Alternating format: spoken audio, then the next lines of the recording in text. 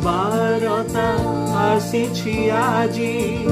ଶୁଣ ଭାଇ ଏ ଭଉଣୀ, ନିରାଶାରେ ଅଛ କି ଆଜି? ଏବେ ଶୁଣ ଏ ବାଣୀ, ଶୁଭ ବାରତା ଆସିଛି ଆଜି।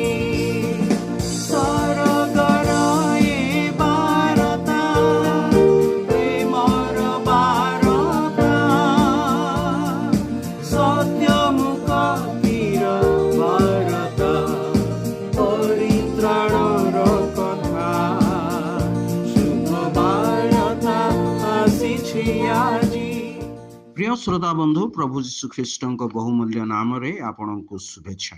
पवित्र बाइबल जोहन लिखित सुसमाचार 20 अध्याय तार 18 पदरे आम नहींपरी पाठ करूँ। मगदलिनी मरियम जाए, मु प्रभु को देखी अच्छी, आउ से मते यही सब कही अच्छी बोली शिष्य मानक संवाद देले। से तो अदृश्य ईश्वर प्रतिमूर्ति, समस्त सृष्टि प्रथम जात, कारण दृश्य अदृश्य स्वर्ग रे पृथ्वी रे समस्त विषय ताहांक द्वारा सृष्ट है।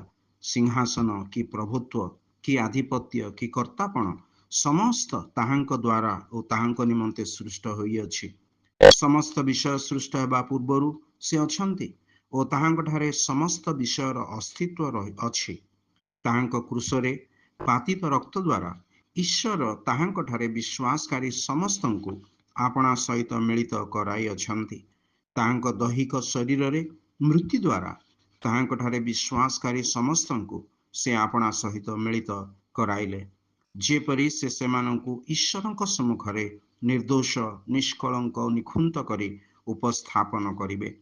मृत मानक मध्यरु प्रभु यीशु ख्रीष्टंक पुनरुत्थान द्वारा ईश्वर आपणा महादयारे ताहांक ठारे विश्वासकारी मानंकु जीवंत भरोसा प्राप्ति निमंते नुआ जन्म देई अछंती। सेमानंक निमंते एक अक्षय अकलंकित अजर अधिकार ईश्वर स्वर्ग रे संचित कर रखी अछंती। एई सर्वोत्तम भविष्य विषय आमने ज्ञात हेलु और विश्वास कलु। मगदलिनी मरियम जाई शिष्य मान को जणाइले, मु प्रभु को देखी अछि, आउ से मते एई सबु कही अछंती।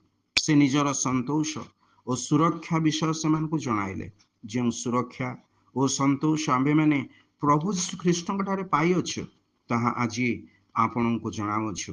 तेबे एहीपरि एक उत्तम भविष्य पाइबा निमंते प्रभु यीशु ख्रीष्ट ठारे आपण विश्वास करिवे नाही कि?